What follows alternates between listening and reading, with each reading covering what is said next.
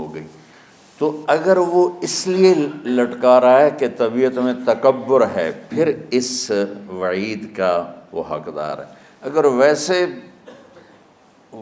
اس کی نیچے جا رہی ہے تو میرا مالک ایسا، وہ تو ہے ہی رحیم و کریم، ہے ہی رحیم و کریم، ہے ہی رحیم و کریم، صرف شلوار نیچے لٹکانے سے وہ اتنی شدید سزا دے۔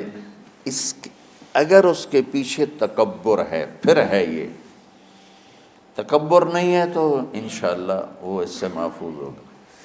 تو اپنی چادر کو لٹکانے والا، لیکن بشرط تکبر۔ کتنے ہو گئے؟ عاق لوالدیہ، ماں باپ کا نافرمان۔ نافرمان ایسا کہ دکھ دینے والا۔ چھوٹی موٹی اونچ نیچ تو ہر بچے سے ہو جاتی ہے، نہیں، جن نے والدین کو ٹکڑے ٹکڑے کر دیا ہو اور ان کو دکھ دے دے دے دے کے ان کا سینہ چیر دیا ہو، چونکہ عاق کہتے ہیں پرزے پرزے کرنا کسی چیز کو، تو اپنے دکھ دے کر، اپنی بدتمیزی کے ساتھ اس نے ماں باپ کا دل زخمی کر دیا ہو، ایک یہ نہیں معاف ہوتا۔ پانچواں، مدمن خمر، مسلسل شراب پینے والا، مستقل جو شراب کا عادی ہو۔ ان پانچ کو مؤخر کر دیا جاتا ہے۔ معافی نہیں ہونے کا مطلب یہ نہیں کہ اللہ تعالیٰ کبھی معاف نہیں کرے گا۔ معافی نہ ہونے کا مطلب یہ ہے کہ یہ پانچ ایسے گناہ ہیں کہ اس کی وجہ سے بخشش رک جاتی ہے۔ اگر وہ شرک سے نکل آئے، وہ کینہ سے نکل آئے، وہ تکبر سے نکل آئے، وہ والدین کی نافرمانی سے نکل آئے، شراب چھوڑ دے، تو ان کی بھی بخشش ہو جاتی۔ جب کوئی توبہ کرے گا فوراً بخشش ہو جائے گی۔ نہ 15 شعبان کی ضرورت ہے، نہ لیلۃ القدر کی ضرورت ہے، نہ بیت اللہ جانے کے ساتھ توبہ کی شرط ہے۔ جہاں بھی وہ بیٹھ کے توبہ کرے گا، جس لمحے میں کرے گا، اسی وقت اس کی توبہ قبول ہوگی اور اللہ اس کے پچھلے سارے گناہوں کو معاف فرما دے گا۔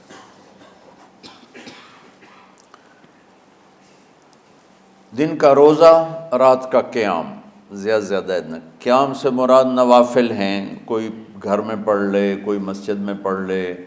نوافل، نفلی عبادات گھر میں ہی افضل ہوتی ہیں۔ میرے نبی سنتیں ہمیشہ گھر سے پڑھ کے آتے تھے۔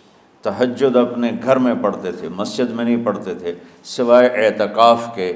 آپ اپنے نوافل، سنتیں سب گھر میں پڑھتے تھے اور مسجد میں صرف فرض آ کے ادا فرماتے تھے، اور اس کے بعد بیٹھنا ہوتا تھا تو بیٹھ جاتے تھے، اٹھنا ہوتا تھا تو اٹھ جاتے تھے۔ تو اعتدال اللہ کو ہر چیز میں پسند ہے۔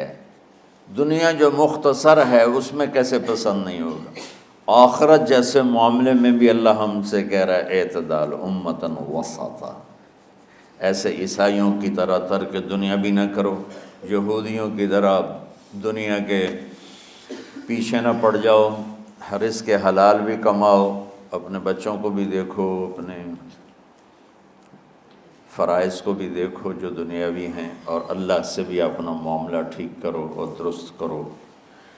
بعد کے زمانے میں، صحابہ کے بعد سے ہی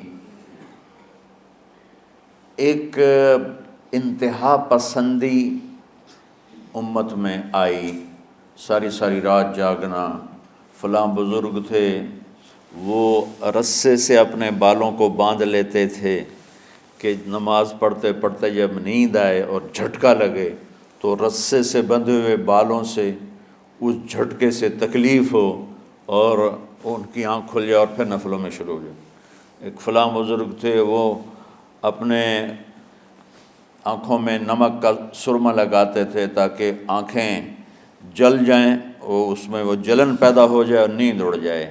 یہ ایسے واقعات بھرے پڑے ہیں۔ فلاں بزرگ تھے، انہوں نے 30 سال عشاء کے وضو سے فجر کی نماز ادا کی۔ یہ اپنی جگہ پہ بزرگی ہے، لیکن یہ بھائیو یہ دین ہم پیش نہیں کر سکتے۔